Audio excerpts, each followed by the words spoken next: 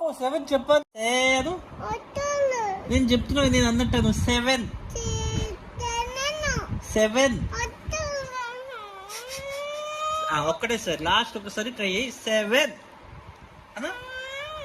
సరే, నెక్స్ట్ 8, 9. 9 అంటున్నావు ఇప్పుడు. నెక్స్ట్ 10, 7. No.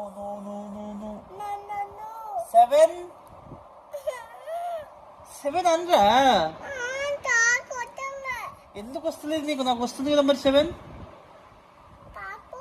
నీకు వస్తలేదా? నీకు కూడా వస్తుందా? 7.